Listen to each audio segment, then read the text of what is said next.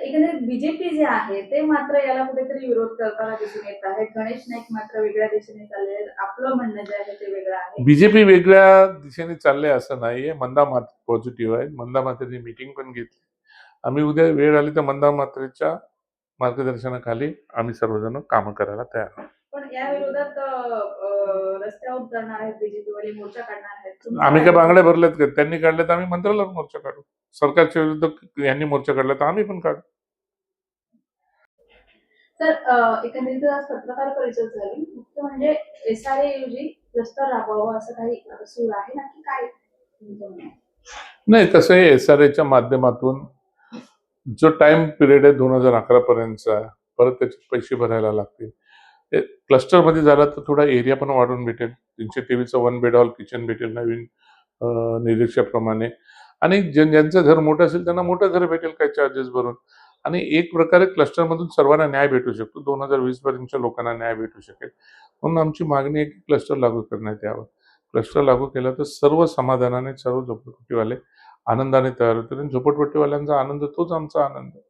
मध्यंतरी एक बातमी होती की काही MIDCचे झोपडपट्टीधारक तयार नाहीयेत. नक्की तुम्ही कुठल्या प्रकारे प्रयत्न करताय? असं काही नाहीये. लोकांना, झोपडपट्टीतल्या लोकांना अधिकृत होऊन त्यांना लिगल घरामध्ये जाणं त्यांचं पहिलं काम आहे. आणि आता MIDCने पहिलं पाऊल टाकलेलं आहे.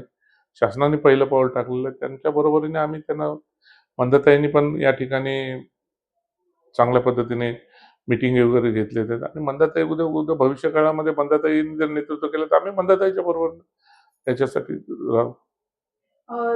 क्लस्टरच्या माध्यमातून कसा जास्त विकास होऊ शकतो? कारण आपलं एकंदरीतच आहे, हे झालं झोपडपट्टी तर MIDCच्या भागातलं झालं.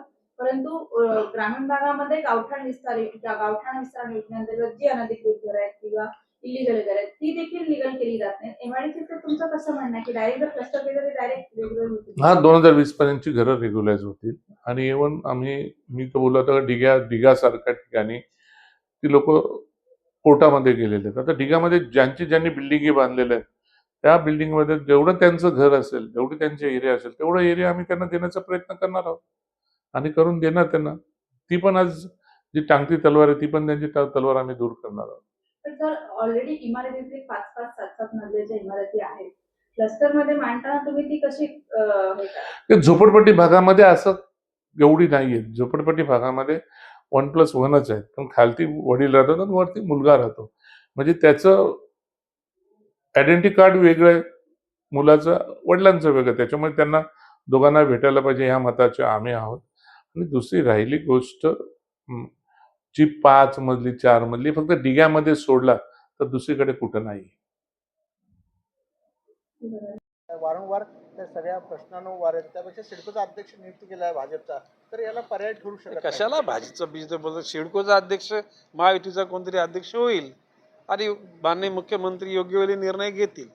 आता बाब अशी आहे, फक्त एक दुःखदायक बाब अशी आहे की मंत्रिमंडळामध्ये हा निर्णय घेतला आणि त्याच्या दुसऱ्या तिसऱ्या दिवशी MIDCनं लगेच टेंडर नोटीस काढली. किती घराची, किती स्क्वेअर फूट? 300 स्क्वेअर फूट घरं लोकांना. आणि इथे 1500 स्क्वेअर फुटाचं महसूल मंत्री महोदयांनी धोरण आणलेलं असताना 300 स्क्वेअर फुटाची या ठिकाणी, ते पण कोणाकडे? बिल्डरकडे. बिल्डर शोधणार आहेत. एवढी काय घाई आहे?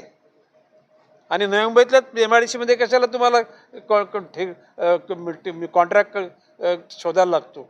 वागले इस्टेट आहे, तिथे पलीकडे मिराला MIDC आहे, वसईला आहे, कल्याण डोंबिवलीला आहे, अमरनाथला आहे, बदलापूरला आहे, मुरबाडला आहे. त्या सगळ्या MIDC करता येतं धोरण. आणि MIDCचा धंदाच नाही हा. मी माननीय मुख्यमंत्री महोदयांना पत्र दिले, ही योजना रद्द करा, स्थगित करा नाही, रद्द करायचं पत्र दिले. आणि लोकांनी माझ्याकडे फार तीव्र भावना व्यक्त केलेल्या आहेत. आता तुम्ही बघितलं असेल, तुमच्याकडे बऱ्याचशा पक्षाच्या लोकांनी, ऑल पार्टी लोकांनी त्याचा निषेध व्यक्त केला आहे, आंदोलनाच्या भाषा केलेल्या आहेत. जर का ऑल पार्टी लोकांना जर त्या गोष्टीचा विरोध असेल तर त्या ठिकाणी माननीय मुख्यमंत्री मोदयांना मी बोललो की SRA 1 म्हणजे कुठली? मुंबई. SRA 2 म्हणजे रेस्ट, मुंबईच्या नंतरचा MMRDचा परिसर. पराग सोमन नावाचे COची नेमणूक झाली होती. त्यावेळेला मी माननीय मुख्यमंत्री, उपमुख्यमंत्री होते, त्यावेळेला गृहनिर्माण सचिव त्यांना रात्री 10 वाजता फोन करून माननीय मुख्यमंत्र्यांनी सांगितलं की SRE2 नवी मुंबईच्या बाहेर ती बाहेर झाली होती. आता तर कर केलेला आहे. कर म्हणजे ते कॉन्ट्रॅक्टर शोधतात. हे होऊ देणार नाही आम्ही. लक्षात आलं की हे माझ्या त्याला भेटलं तर पूर्ण तीव्र विरोध आहे. आणि हा कट आहे पैसे कमवण्याचा. काय बोलतो मी? पैसे कमवण्याचा कट आहे. आता कोण कोण त्याच्यात सामील आहेत ते शोधेन मी. सर जरा ऐकून घ्या जरा. जर का त्याच्यातून जनसामान्यांच्या भावनांची कदर केली नाही तर मंत्रिपद बाजूला सोडून मी गणेश नाईक रस्त्यावर येईल. कारण आणि ती काही वेळ येणार नाही. माननीय मुख्यमंत्री देवेंद्रजी फडणवीस या गोष्टीला निश्चितपणे रद्द करण्याचा निर्णय घेतील आणि मुंबईच्या जनतेला दिलासा मिळेल. ज्याला माननीय बावनकुळे साहेबांच्या नेतृत्वाखाली ज्याला महाराष्ट्रातल्या सर्व लोकांना 1500 स्क्वेअर फुटापर्यंतची घरं निर्मित करायचे धोरण घेतले असताना या MIDCच्या लोकांना कसली अक्कल सुचली? का घाईघाई निर्णय घेतला? या बाबतीमध्ये माननीय मुख्यमंत्र्यांना तरी विश्वासात घेतलंय का? मंत्रिमंडळाकडे नोट आली का? अशा प्रकारचं म्हणजे बावनकुळे साहेबांनी हा धोरण घेताना मंत्रिमंडळाची संमती घेतली. MIDCच्या कोणी अक्कलकाळी बेअक्कलनी ही हुशारी केलेली आहे त्याला निश्चितपणे विचारायची गरज आहे. आणि माझं म्हणणं तुम्ही पत्रकारांनी नेतृत्व करा.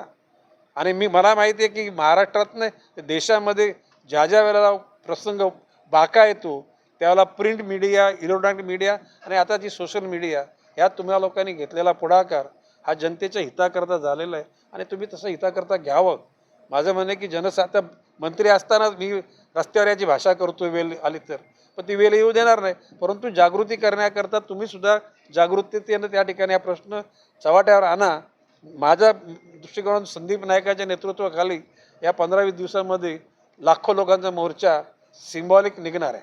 आता मी सांगणार आहे का तुम्ही मोर्चा काढू नका, की मोर्चा काढला म्हणजे राज्य शासनाचा मी मंत्री आहे म्हणजे मंत्र्याच्याच मुलांनी एखादा मोर्चा काढला तर ती शोभासारखी बाब नाही.